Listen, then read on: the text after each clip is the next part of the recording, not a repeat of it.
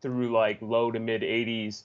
But I threw like low three quarter. I got by. I still play in like in an adult league now, so my skills are getting me through. But yeah, I mean, we can only play for as long as we have. Definitely.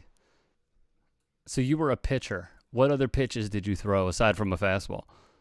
So I mainly threw two seams from low three quarter and then a slider. Start from behind a right-handed hitter, started at his hip, break it in for a strike. And because I didn't throw very hard, I needed to, have some mix. I like to change up my motion like Johnny Cueto. Mm. I throw knuckleball sometimes. I throw ephus sometimes. So I just try to, use whatever skills I have to get people out. Favorite baseball player growing up? Jimmy Rollins. Oh, immediately Jimmy Rollins. Yes. It's funny. He was short great. Growing up. Sorry, Yeah. go ahead. No, I just played short growing up, and I like Nomar, but Jimmy was my guy, and so I really just followed him his whole career. He's a great player. Great player, bound to be Hall of Famer. You mentioned Nomar. I believe you're from Massachusetts, are you not? Yes, from Chicopee, Springfield, Massachusetts, Western Mass. Not really close to Boston, but definitely watched a lot of Red Sox growing up. Of course, no doubt. I'm curious. So you're from Massachusetts. How did you make your way out to Los Angeles? Yeah, when I was 18, after I graduated high school, I was like, I gotta get out of Chicopee and experience something else. And I moved to Los Angeles, and I went to Santa Monica College, and I was not prepared to move 3,000 miles away and be on my own. But we figured it out, and I've been here since 2009. Yeah. And so you went to Santa Monica College. Is that because you wanted to move the hell out of Massachusetts by any means necessary and had dreams of just being in California? Or did you, have your sights on Santa Monica College? Well, Santa Monica College is a community college, but it's a one of the largest community colleges in the country. But I just wanted to get out of Massachusetts, the weather and all of that. Also from like kind of a small town, so living in LA and the weather, definitely intrigued me. But yeah, Santa Monica College, I actually ended up failing out of Santa Monica College. And then that's how I ended up at Compton College, which is another community college, and super grateful for that opportunity.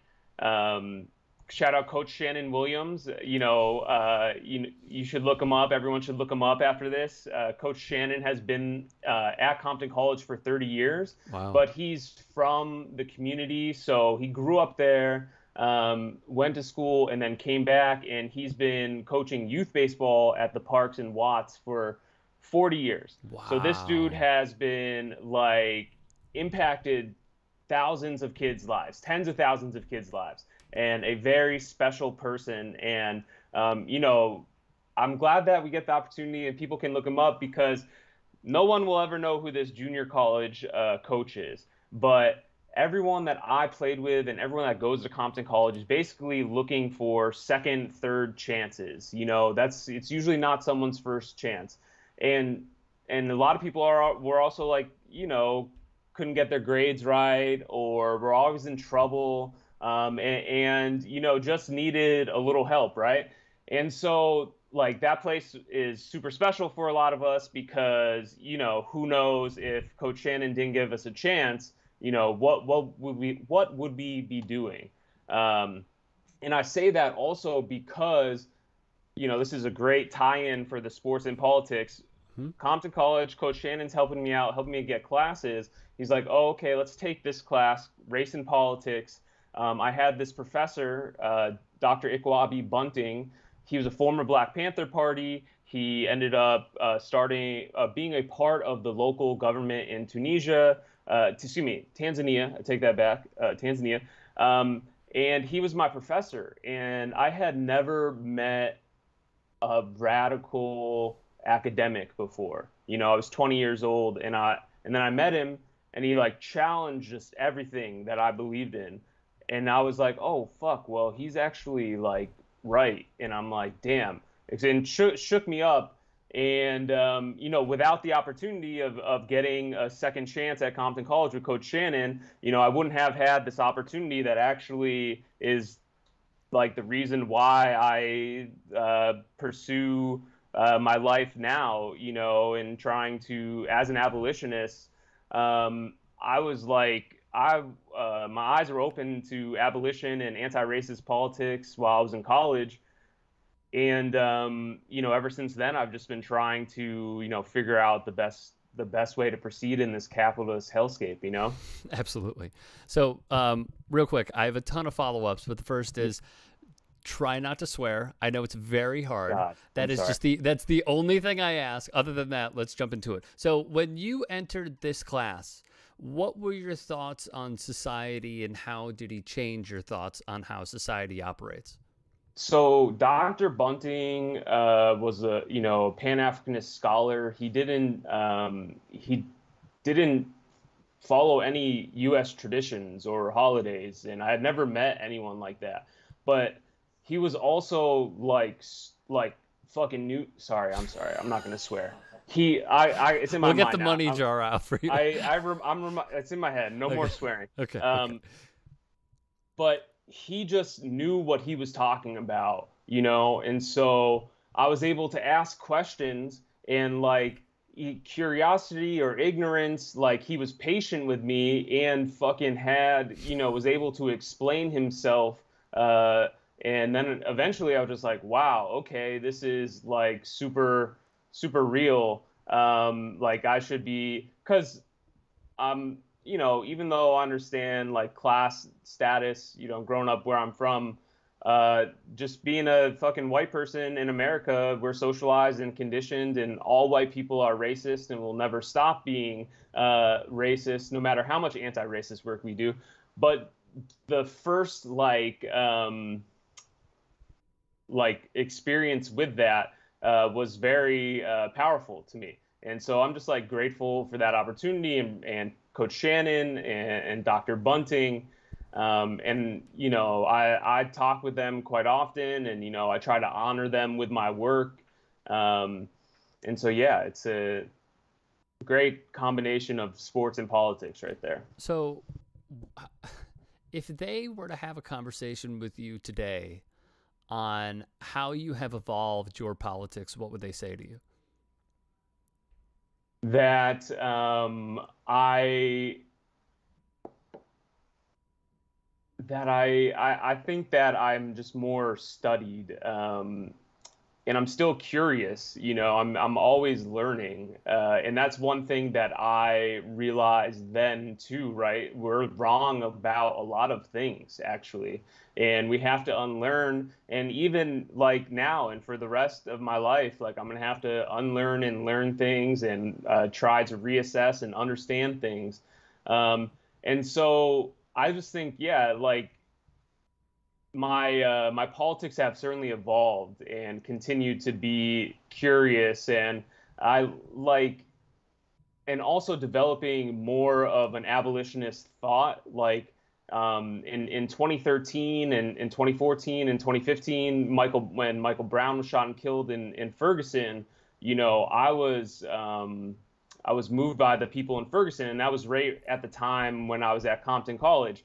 And so kind of all these connecting things happening at once, I was like, and then I saw the people in Ferguson saw the people in Ferguson start to, hit the streets and take back their community. And I was like, oh, like, yeah, that's what people should be doing.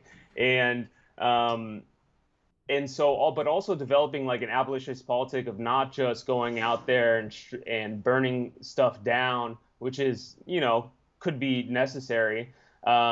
It's also understanding like the world that we want to create.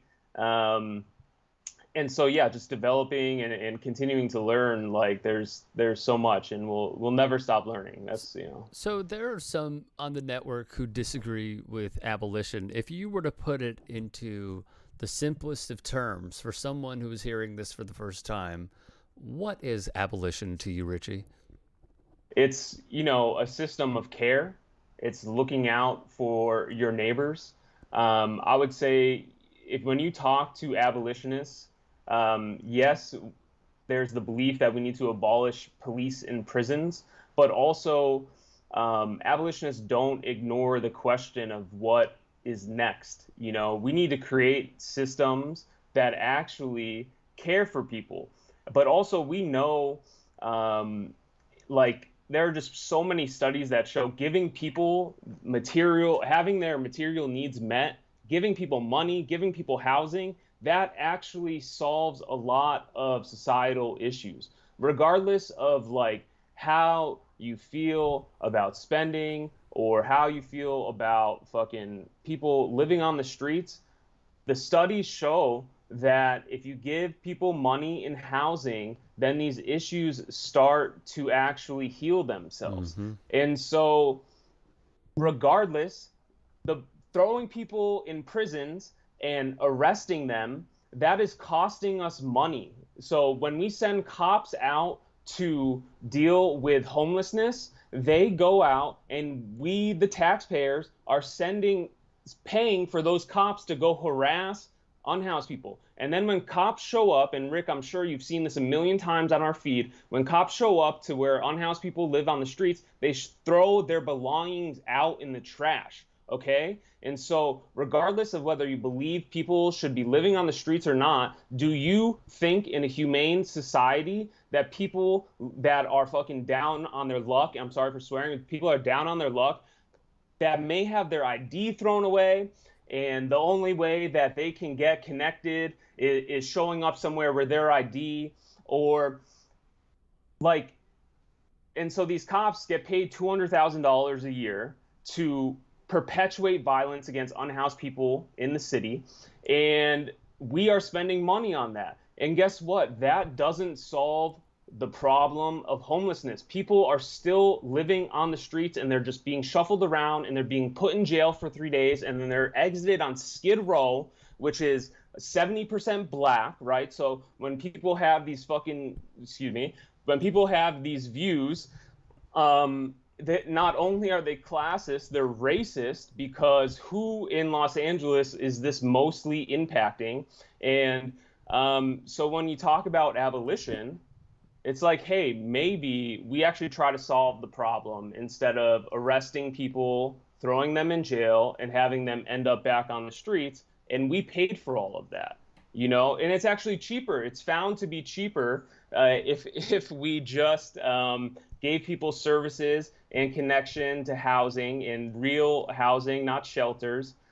Right. Regardless, I understand there are people that don't understand abolition.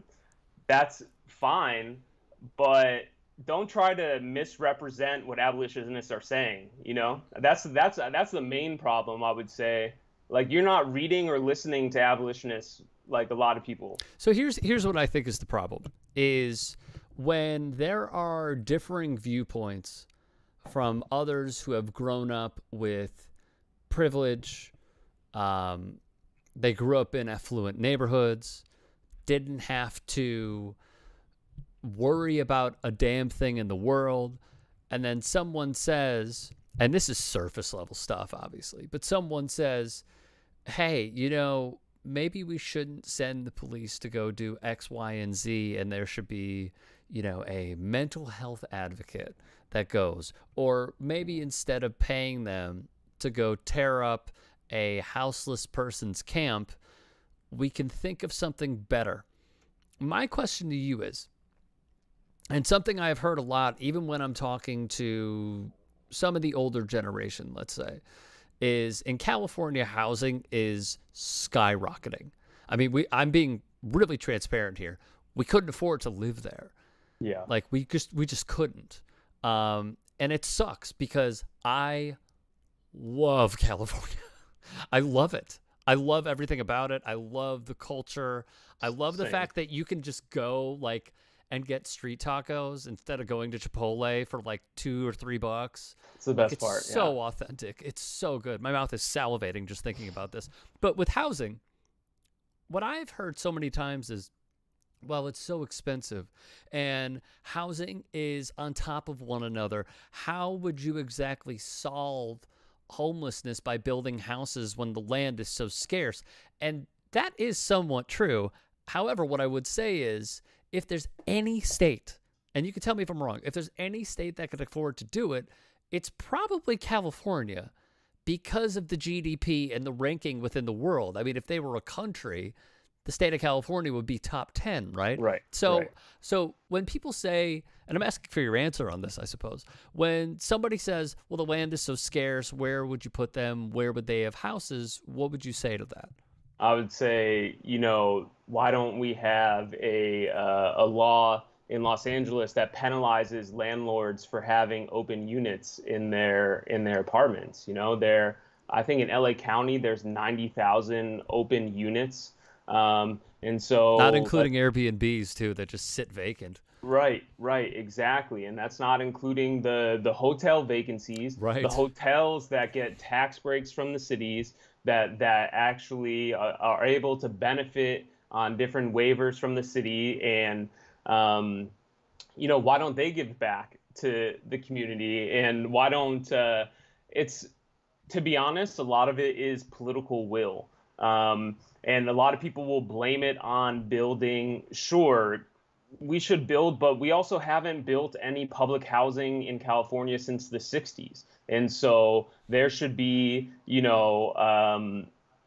some pressure on filling public housing and social housing. Because a lot of time people that are pushing for more housing, they want nice luxury apartments, or they want developers to be able to be enriched, and that's part of the problem that we have currently here in Los Angeles. That like city council members are getting caught up in corruption scandals with developers, Of course. and we're actually not able to build the housing, or the housing is so because of the corruption, the city ends up paying large sums that we don't get our money's worth, and that's really just the political will and corruption get in the way of actually solving the issues. Hmm. I mean, something that continues to hamper everything is legalized bribery, as we have seen, and how some who are supposed to have our best interests obviously do not. Let me turn to this. Something that you went viral for, I want to say it was probably 2 years ago. I'm sure you know where this is going. Was when you told a cop, was it Santa Monica Beach or Venice Beach? It was Venice. Yeah. Venice. When you told a cop, got in their face, well within your rights, told them to F off, and you told them get in the car, using language we can't use here, of course, but like go look it up on Twitter, go look it up on YouTube. I'm sure we covered it on our main show as Yeah. well. Number one, I know it's well within your rights, but like the balls that you have, where did they come from? And secondly, have you seen those officers again? Third, what was the reason for them being there in the first place that you stuck up for someone that maybe we didn't see on camera? Yeah, so we'll start from the back and go forward. So the reason why we were down at the beach that day, it was a nice day. We wanted to enjoy the weather, but they were also doing sweeps of people that lived on the boardwalk. And we were just monitoring that. And, one of the situations was that a vendor who was just selling things had his area, marked off by the police because they were trying to remove someone from the area, an unhoused person. So now the vendor was being impacted, and people were like upset, whatever. And then the day goes on. We're down by the basketball courts, and we're just standing there, and the cop car, starts backing up in our direction. And he could have like gone around. He could have went different ways, and instead he put the car in park and hopped out. And he said, "Get the fuck out of the way." I'm sorry, I gotta bleep myself Yeah, for that's what like he actually 6. said. But Um, who's counting? Okay, keep going. he and Try to help then yourself, but keep he going. said, "Get the f out of the way." And then as I approached him, he said, "What the f are you gonna do about it?" And then he said the b word. Um, and then at that moment, I'm like, "Yo, we can't get into a fight right now. Like, why are you talking to me like you want to fucking, oh God." Like, why you want to fight me? Like, we can't, because you can club me, you can tase me, you can shoot me. And so I was like, you know what, there's a crowd around. You were going somewhere and you hopped out of the car to talk to me. And so I'm like, yeah, I'm just gonna make sure you get back in the car, and I assume someone around is gonna start filming. And because he approached me so unnecessarily, I think he realized that he was actually in the wrong. Um, and him and his partner got back in the car. And I don't expect black and brown people to have a confrontational approach towards the police. The police already are trained to be more aggressive towards non-white people, but also they get a little confused when I am like not on their side, and when I'm yelling at them, and since they aren't automatically thinking of me as a threat. I'm able to yell at them, and I try not to do it, too often, but this was deserved. Um, and yeah, so it's like these guys go around bullying people all the time, bullying unhoused people on the boardwalk, and I was just sick of it. And he got a taste of his own medicine, but this is also like, white people should not be friendly with the police. You don't have to be aggressively adversarial, but the police shouldn't be, looking for white comfort in these spaces. You should actually make them uncomfortable. Um, and so yeah, that's just my beliefs. And yeah, Have you seen him since? I haven't seen them, but I know I've seen other people before, and repeated. This one officer, Sergeant Helper, he like doxes I saw activists that. and organizers, Hmm. and I hadn't seen him for like a year. But he had been posting about us online. He was posting about Mejia, and like, Mejia's connection to Antifa. And then I eventually saw him, and I just like popped off on him because, when these people that have these far right followings, these police, and the people that follow and praise the police, they know what they're doing when they post my full name, post multiple pictures of me. They want people to know what I look like. Alex Villanueva, the top gang banging cop in the country, the head of LASD gangs, was running ads against me. And yeah, like, funny, haha, it's a political ad, and he's calling me a Marxist, but it wasn't about the political speech. He wanted to put it out there so the deputies and his far right fascist followers know what I look like, because we show up to their events in person. Um, but saw how that Let's go turned back out for for a Alex second. Let's Villanueva. go Yeah. back for a second because I was going to Yeah. save this a little bit later, but we Okay. could just Okay. we Okay. could jump into it right now. That's totally fine. So when I started hearing about Villanueva was years ago, and when I started doing some digging, what I found was he was, paraded as this reformer, and he's just going to make so many things better in Los Angeles, and he's going to stop the gangs, and he's a non-gang guy.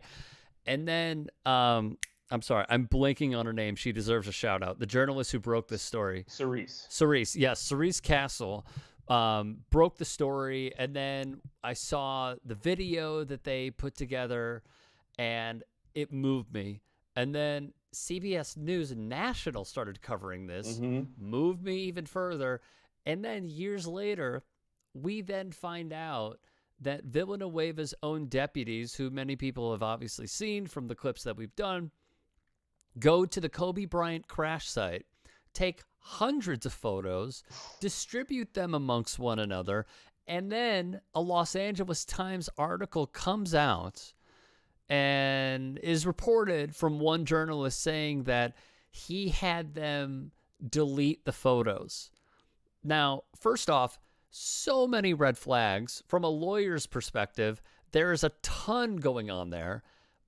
But my thing is, I saw with you guys on Twitter, because obviously I don't follow Villanueva on Instagram.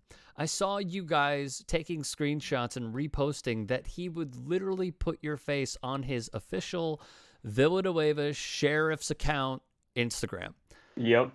Just starting from the get-go, okay? You guys do work that is needed for a better society and doing stuff that is well within your rights, that is protected by the United States Constitution. I want to emphasize that. Yep. So when you guys, and you specifically, see the sheriff of the largest and most powerful department in the United States put your face up, how do you internalize that as just a person? He's trying to get me killed. Like, I show up to his events in person all the time, and he wants like, so his followers, they wear these shirts his followers are Proud Boys and, you know, white supremacists, but they wear these shirts that say Pinochet helicopter rise, and so when Alex Villanueva calls me a Marxist, even though that's not even how I define my political ideology, he's just saying these things to you know, get people riled up about the left that's attacking him. But, you know, he started doing this first to the families that speak out against LASD violence, like the family of Anthony Vargas, who was killed like blatantly for initiation into the Banditos deputy gang in the East LA station. And this family decided to not back down and to stand up to the sheriff's department and call them out. And what would happen is, if something happened at the Board of Supervisors or some motion got passed that had to deal with the organizing that we were doing with Check the Sheriff Coalition, Alex Villanueva would then go on Instagram Live, and talk about the families of Anthony Vargas and Paul Rea, who was shot by East LA Banditos, or the family of John Horton, who was killed by 3,000 boys in LA Men's Central Jail. So he would call out people that have already suffered such trauma from LASD, and then you have the top cop going directly after these people who hold no institutional power. They're just upset that you know, that their family member was killed for gang initiation by the state that taxpayers paid for. Taxpayers paid for these deputy gangs to kill young black and brown kids in Los Angeles. And so that should make all of us very upset just off the top of it. And then the fact that systemically, like, not only is Villanueva going after the families online, these deputies are harassing and surveilling the families in the neighborhoods that they live in. And so when the Vargas family goes to travel in East LA, they're getting trailed by deputies, even if they're not doing anything wrong. There have been situations where the deputies have shown up at their house and assaulted family members. There have been situations where, it has happened to multiple families, where the deputies will go and destroy like a memorial site, or they'll go post up at the memorial site on a 3-year anniversary. And this is all documented, right? This has been reported on. And so all of that was happening. And like, you know, Alex Villanueva was so unhinged, and these elected officials don't do anything to stand up to him. Like they were afraid of him too, which is understandable. But a group of us, and it's not just me, a group of us upset about the treatment of the LA County sheriffs, and Alex Villanueva got a taste of his own medicine.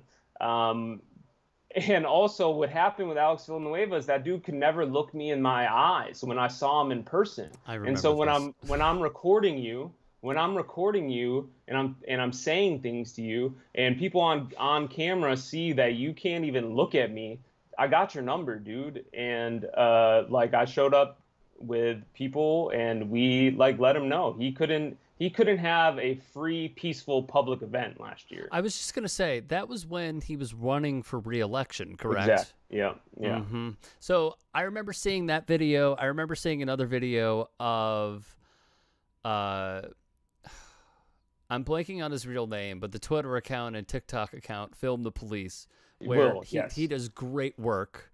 That is, once again, I have to say, legally within their right to record police activities. They are in uniform, and they are patrolling. They are going after people on Hollywood Boulevard. He does great work. He called out Villanueva. I want to say it was on Sunset or Hollywood Boulevard in Hollywood, and Villanueva got in his truck and just scrammed, just got the hell out of there. There was another one where I think you guys checked. Was it Chris Pratt that was at a Villanueva event? Am I remembering that correctly? They were at Soho House. Chris Pratt. So we got a tip that Chris Pratt and Alex Villanueva were dining at the Soho House. Where even is Soho House? There's a few in LA, but he was at the downtown one. So it's like super, bougie, whatever. But this was also at the same time where he was like defying subpoenas to show up in front of the Civilian Oversight Committee to talk about deputy gangs. And so, we heard that he was at Soho House. I'm like, oh, I'm going to catch this guy. Like, he's saying that he can't go to this hearing in the following days, but yet he's at Soho House with Chris Pratt. So yeah, we caught them there. That was funny.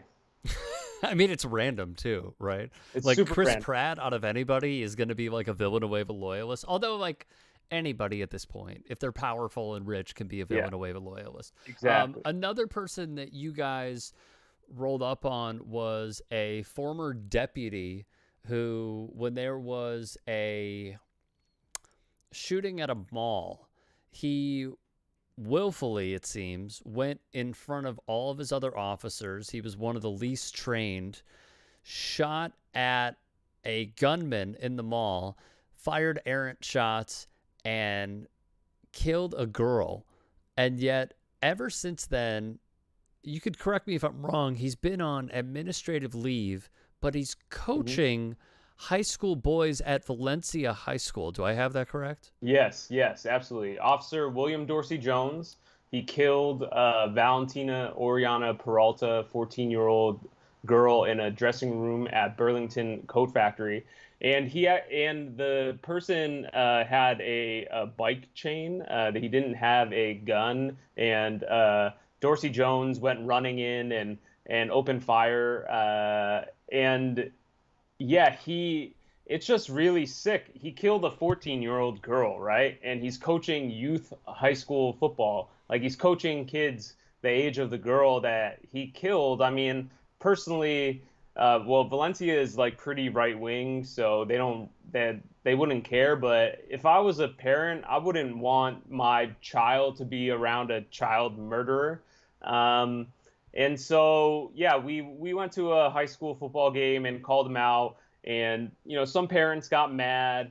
But, the kids should know that they have a murderer in their midst. The parents should know that they have a murderer in their midst. And he's still getting paid by LAPD to this day. Well, by the taxpayers. Yes, by the city of LA. We're paying another child murderer. What I think is important is you guys shining a light on this stuff, because what John Lewis would say is that it's good trouble. but it's also shining a spotlight to people outside of California or in other parts of California that might be unaware.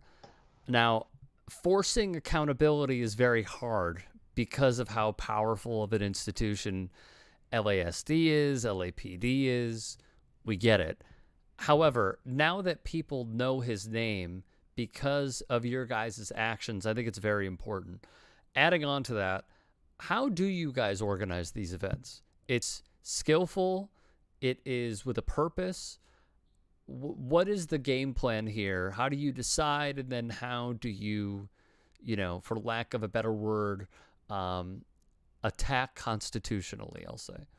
Yeah, absolutely. And this is, I mean, we've had to chill out a little bit because of the charges that I was facing and some other situations that happened last winter. But yeah, prior to this year, when you were speaking up at council events, correct? Yes, I got last July I got arrested at a Rick Caruso press conference, and it was a real estate lobbyist that ordered a citizen's arrest against me, and so in that day I was arrested by killer cop Frank Martinez, and then last August I was arrested in city council chambers while they were trying to pass, anti-unhoused laws.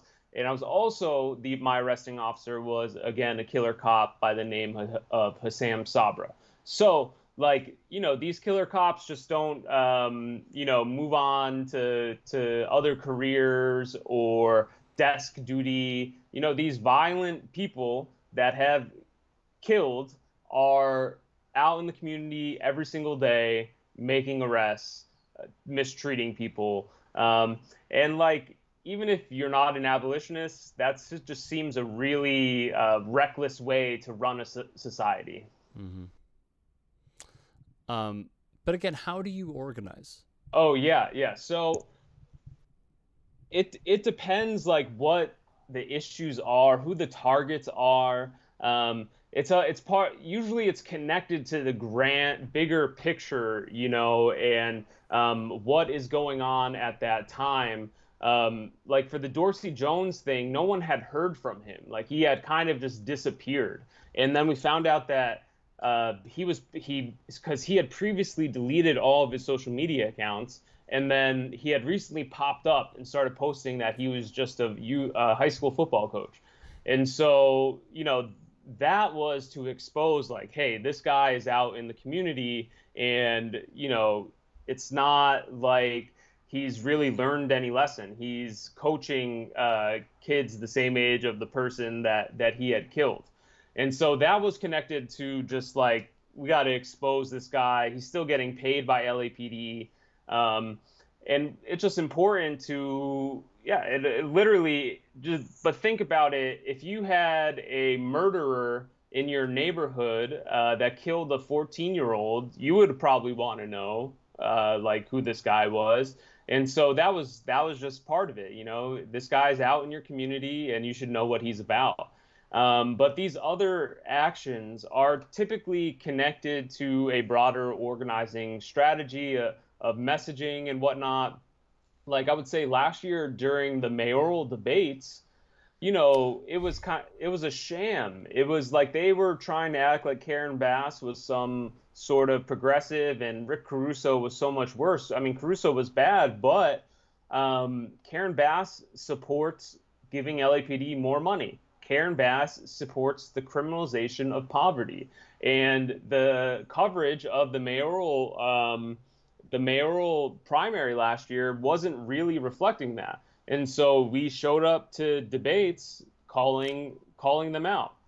Wasn't Gina Viola not even at the debates? The first, yes, the two actually main televised debates that were, first one was on Spectrum and the second one was on ABC, and it was at USC. They kept the crowd out of the USC one. But yeah, Gina Viola, abolitionist, was kept out of these debates, right? And so part of you has to wonder, like, why was the establishment so bent on like trying to protect the status quo, and but we had to break through, and the way to break through was to call things out. And hey, if you're not going to listen to us, or if you're not going to have different views reflected on the stage, because when you ask Bass and Caruso about policing, they support the same things. When you ask Bass and Caruso about homelessness, there really wasn't that much difference. And so the media was actually forced to cover differing point of views because of the disruptions during the debates. And Bass ended up finishing in the top two, but Gina Viola got 7%, 45,000 votes. I thought it was higher. I thought she was in the fives. It was. I eventually may have been in the 50s, but it was like 7 to 8% of the vote, and she only raised $45,000, and she was kept out of debates. And she still, that's a pretty good mark, considering there were people that had been running for like a full year and spent hundreds of thousands, millions of dollars, and didn't get. And Gina finished the same as Kevin De Leon, and he ran for years and raised a bunch of money. He's also caught on video assaulting one of the activists, correct?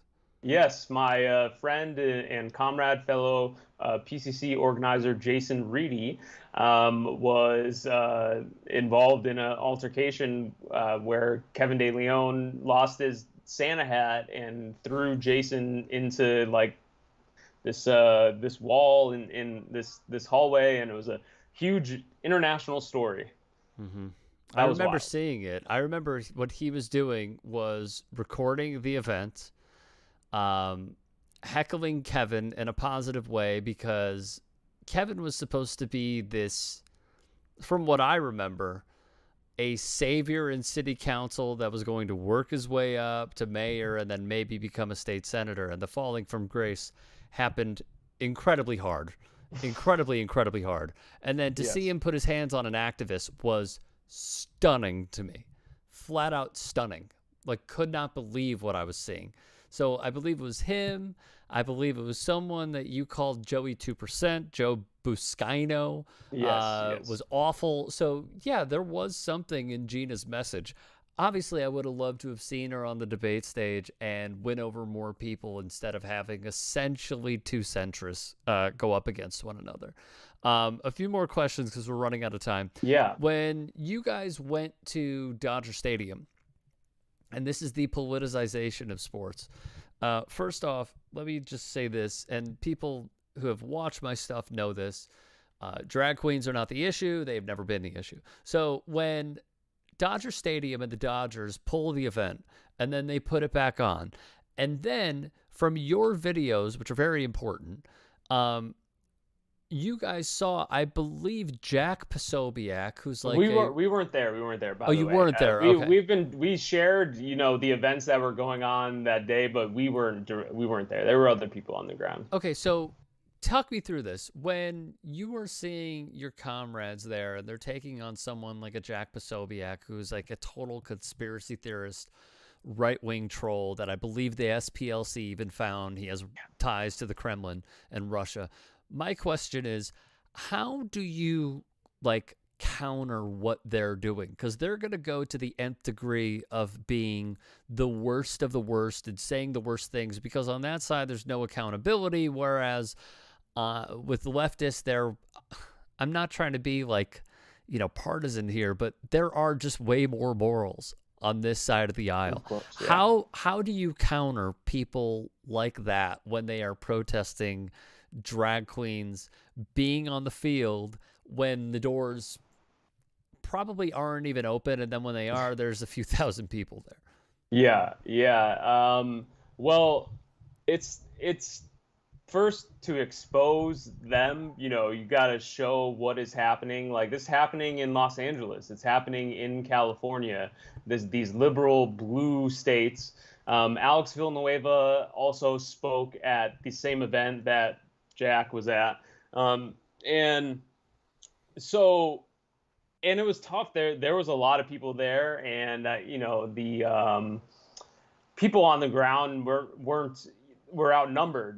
But basically just exposing what was going on there. And there were groups like from outside of the city, outside the state, these religious groups that paid for all of this.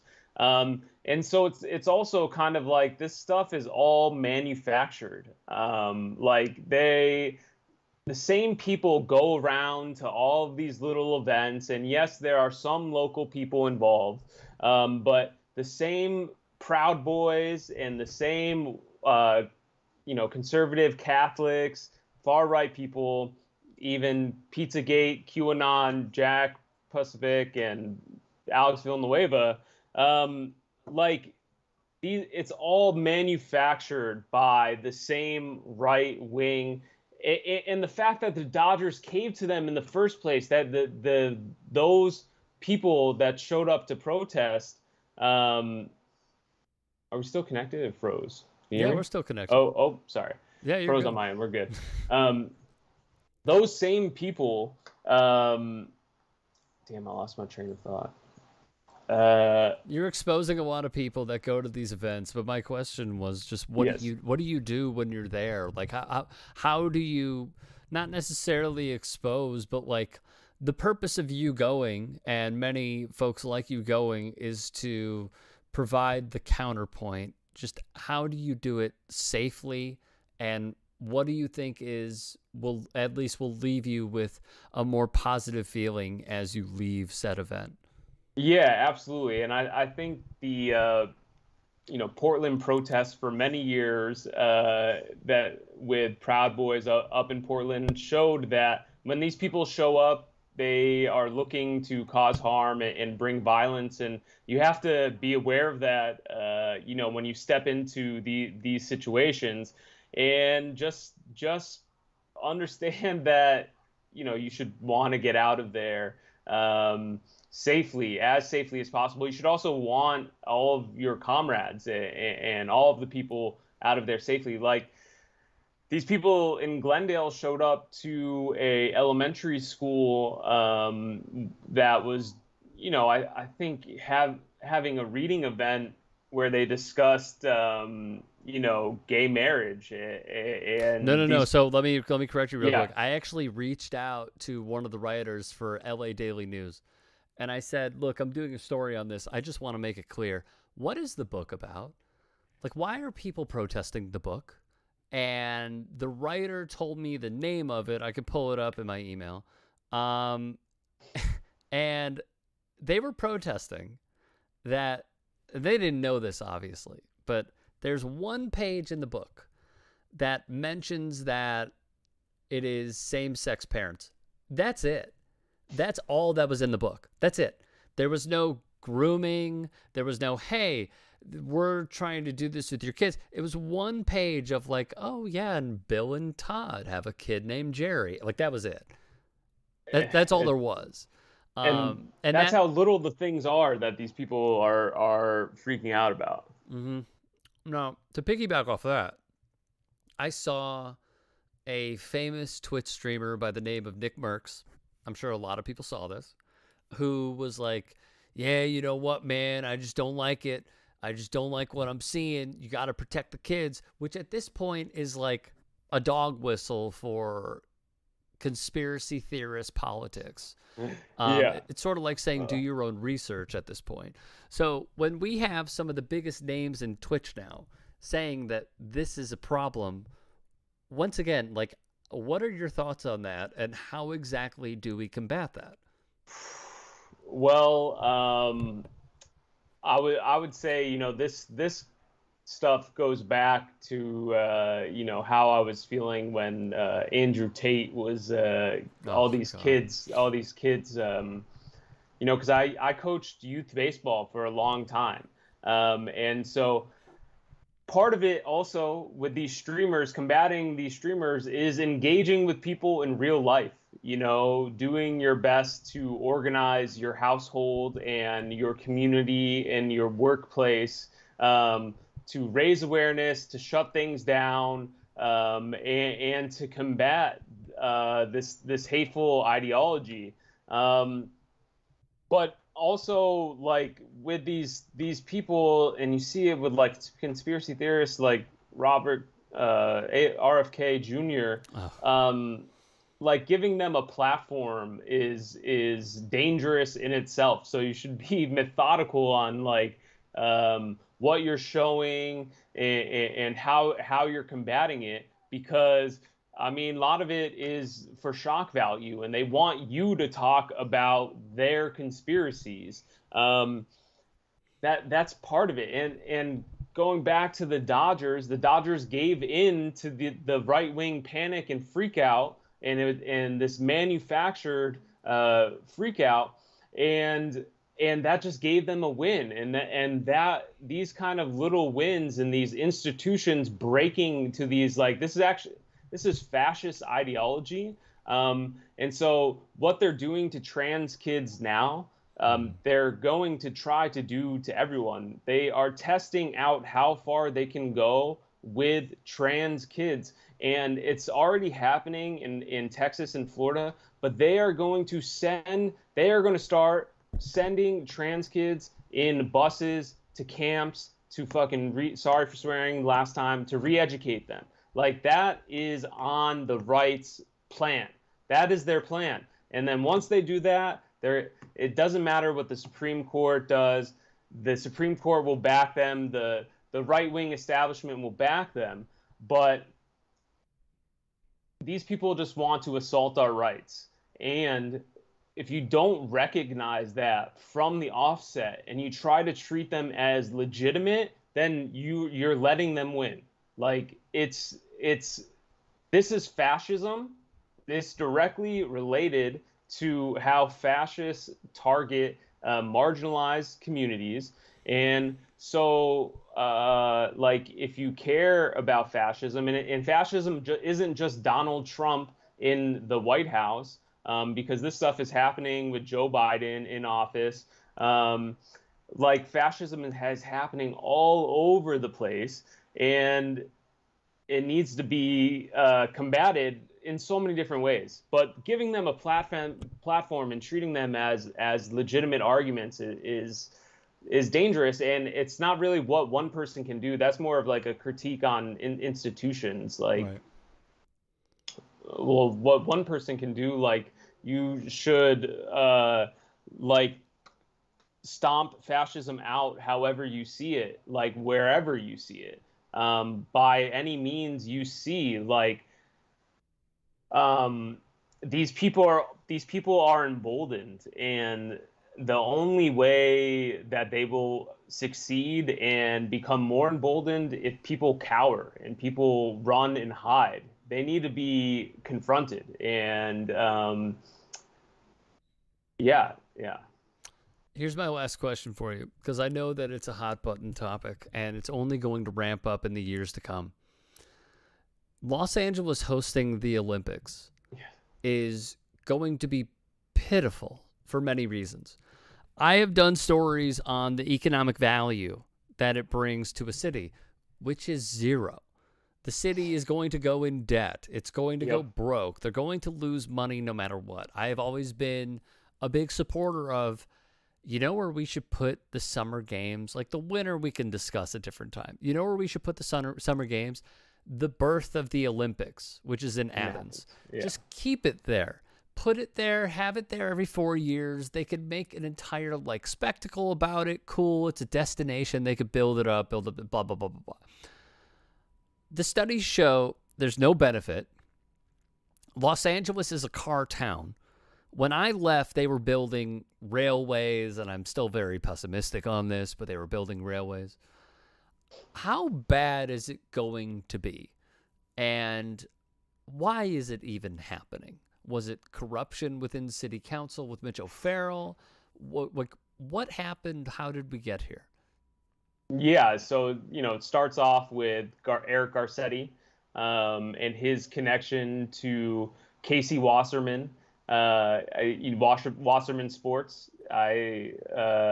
Your viewers are sports fans. Casey Wasserman represents a lot of people. Casey Wasserman also a friend of Jeffrey Epstein. Just want to throw that out there.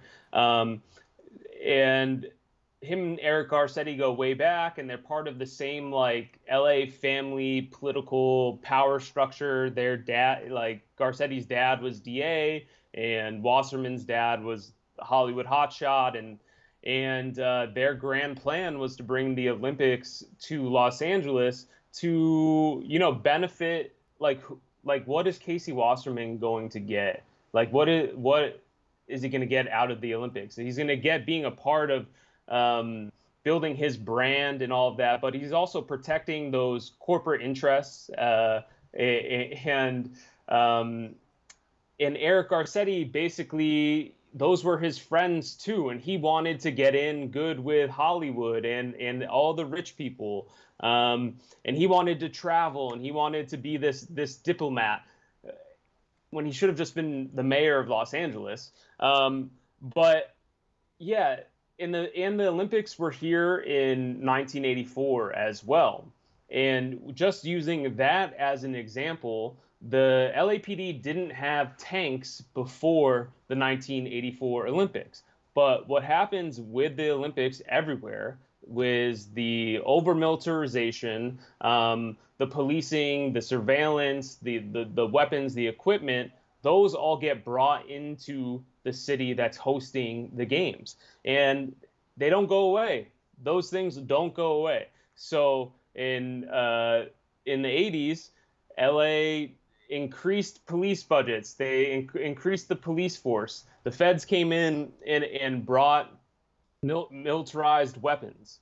And then in the 1992 riots, those same tanks were used to bust down doors in Los Angeles, right? And so there's a direct connection between the Olympics and militarization of policing. And then also, like I'm sure you've talked about on your show, with so many other cities, like not only do they lose money, like the poor people in those cities are often displaced. They Mm-hmm. don't get housing. They're pushed around the city. They're thrown in jail. They end up dying on the streets at a higher level, um, and that's going to happen here in Los Angeles. And with homelessness, the crisis just rising, um, they're they want to the elected officials want a clean city, which is like they want to eliminate poor people from public sight, and that's kind of scary leading up to 2028 because there are like 60,000 unhoused people in the county of Los Angeles. Um, and so it's concerning what the city is investing in. LAPD is also on record saying that they need like 1,200 more cops by the time the Olympics come. And Karen Bass is dead set on meeting that goal too. And you know who Karen Bass's chief of staff is? It's LA 2028 booster Chris Thompson. So this guy that's spent the past few years building up the Olympics and the Olympics team, he's working directly in the mayor's office, her chief of staff. And so that's part of why she wants to increase policing as well for the Olympics. She's just carrying on what Eric Garcetti had set up for her. And so that's policing and homelessness, but also, I'm sure, as you've realized from your studies, like the gentrification that happens in Mm-hmm. neighborhoods for these kind of events, the community actually isn't able to retain that value. It's really just like being propped up. And then people that live in those neighborhoods are priced out of the neighborhoods, they're pushed out of the neighborhoods. And so it really has a violent impact on so many different levels. And as a sports fan, like I don't even watch the Olympics anymore, honestly. Like I that's one line that I don't cross anymore, because it's just like knowing what we know about the Olympics in every city, it makes things worse for poor and working class people.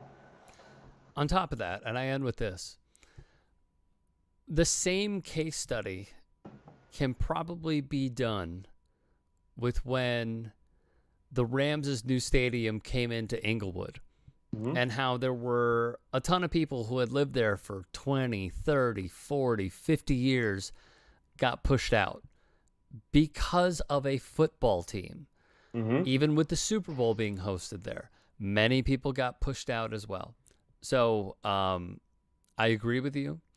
And I really, really hope that people just don't suffer.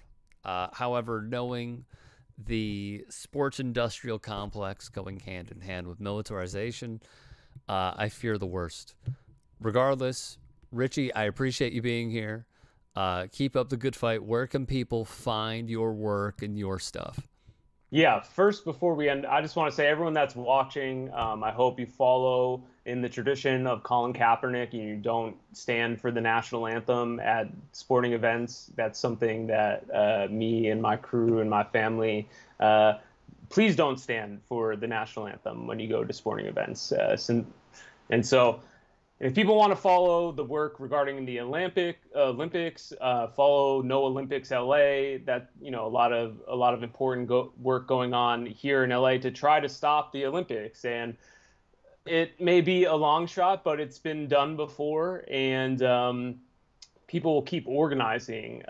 But if people want to follow me, they can follow the organizational account on Twitter, People's City Council, that will have all of our updates. I'm also, my personal page is on Instagram, Richie_Serjanko. And yeah, we're gonna continue to keep building. Like, we're gonna keep fighting, but we're also gonna keep building. So things are bad, and we talked a lot about the reality of the situation that we live in.